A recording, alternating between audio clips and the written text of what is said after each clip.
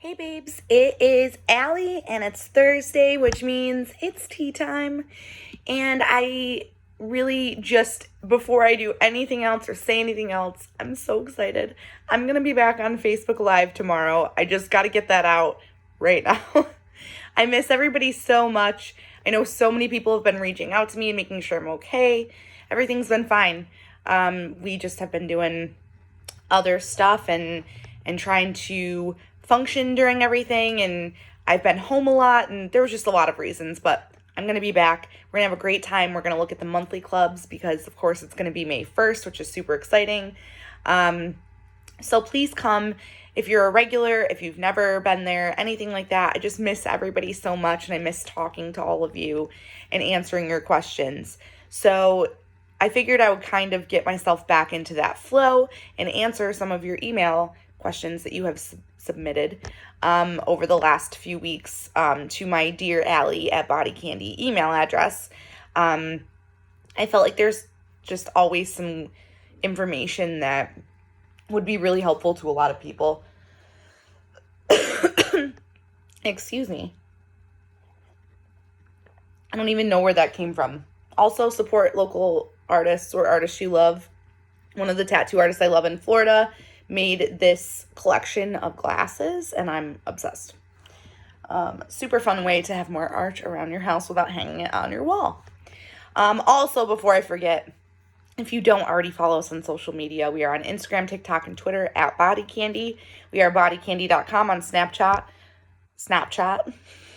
Okay, Snapchat. We're also on youtube.com/bodycandy body jewelry, facebook.com/bodycandy body jewelry, and pinterest.com/bodycandy. So don't forget any of that.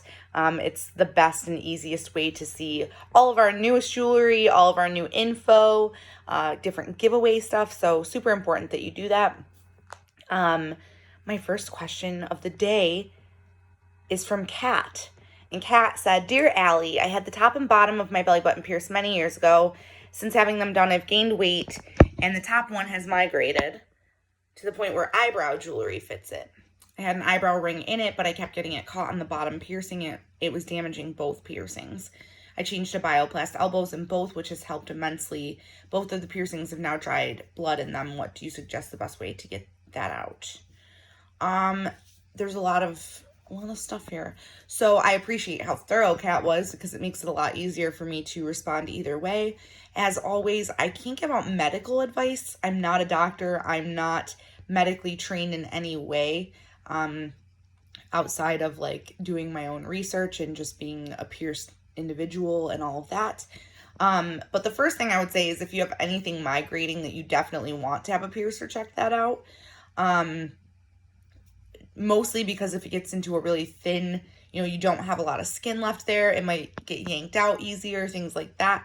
You might just want to have that looked at, Kat. But also it sounds like if the bioplast is helping chill things out and things don't look too bad, maybe it just moved a little bit.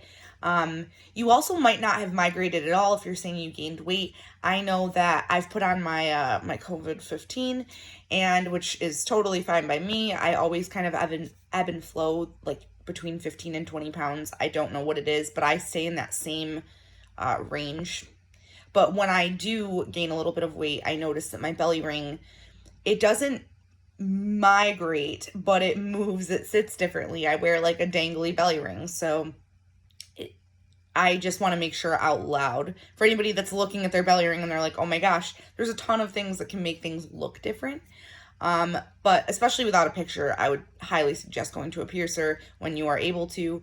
Also keep in mind, y'all, that most piercing shops and piercers, especially if they're any good, are available on social media right now. Especially if you're having an emergency or a situation that's a little bit more like questionable. I would hope that they would help you out and not give you a hard time. I know all the piercers I know have been really great during all of this. As far as the dried blood goes, I would do a sea salt soak to loosen everything up out of there. The sea salt, you use the distilled water, the iodized salt. You can Google the recipe for that, or we share it on our Instagram here and there. But I would do that and soak it for a good 15 minutes maybe to help loosen everything up. And then maybe just take Q-tips, really careful, because you're really not supposed to use anything cottony, like a cotton ball or anything like that.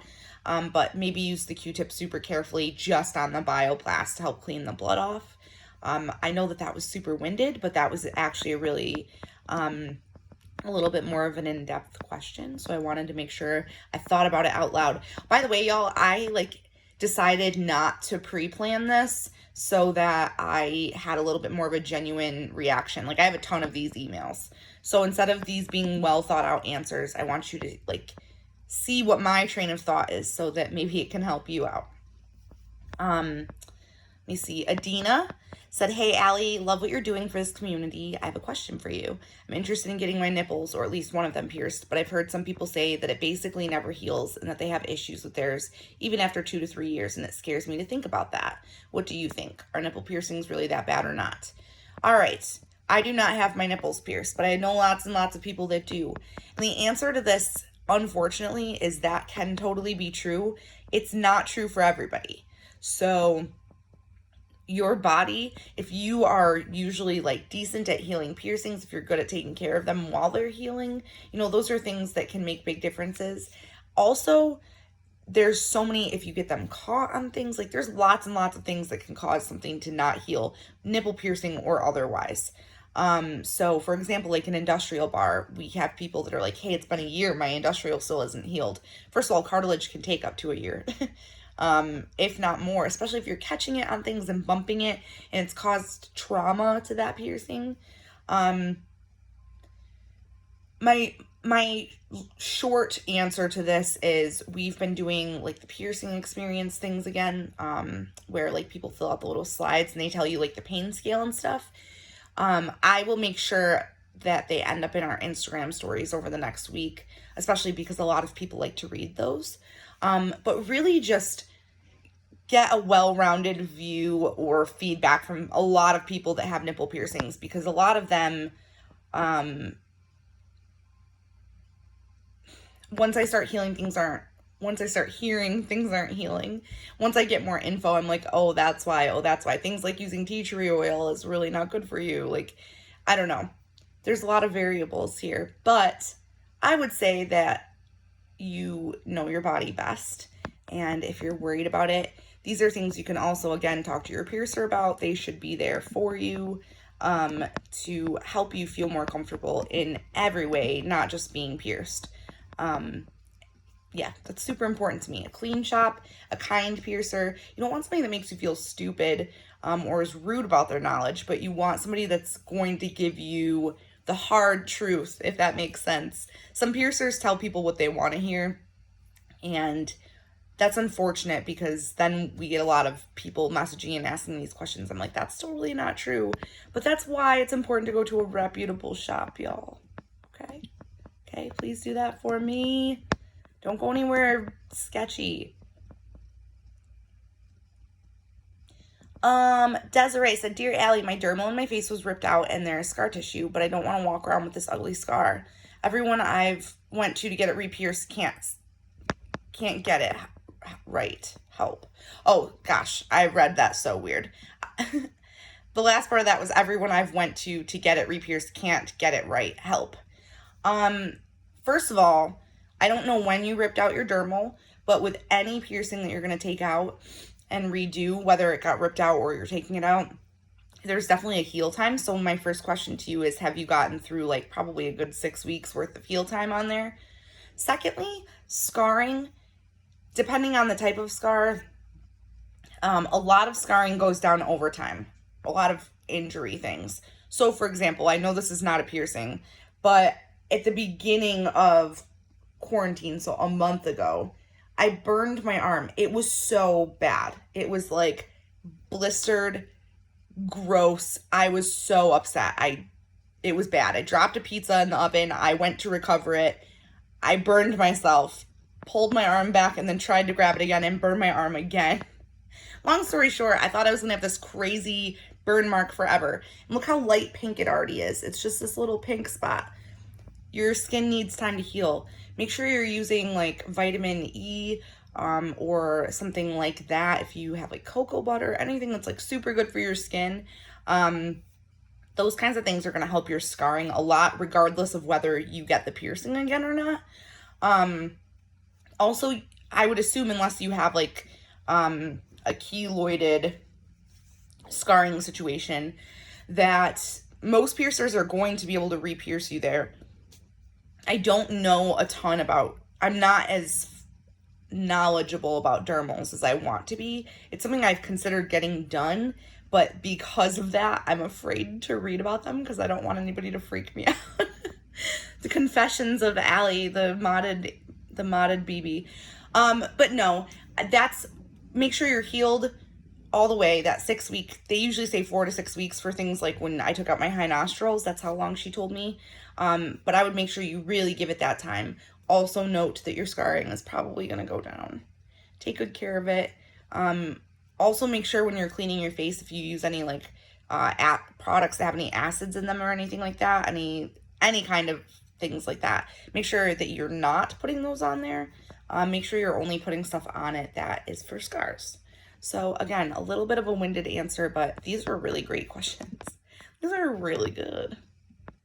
Well, we're going to do one more, and then I'm going to get out of here because this has been a super long video. But I had to make up for not doing Facebook Live for the last month a little bit. So Josephine said, Dear Allie, can the shape of a person's ear affect them getting an industrial piercing? Joey. Goes by Joey. Really super cute. I love that. All right, Joey. Yes. The long short of it is absolutely your anatomy in an industrial piercing or any other piercing can totally affect whether you can get it done or not.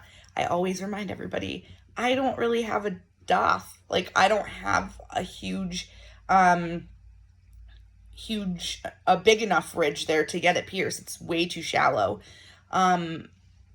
But that's not true for everybody. Some people have a very prominent area there, that little, I guess I should look up the medical term for that little ridge. But you can probably get your industrial piercing done regardless of if your top of your ear is a different shape. It just might change the length of the bar. And luckily, friendly reminder, anybody that's interested in industrial piercings, but maybe you're on our site, you can't always find the length bar that you're looking for. Most of them that have the charms in the middle, those charms are removable, so they can be swapped onto the bar that fits your ear. Keep that in mind.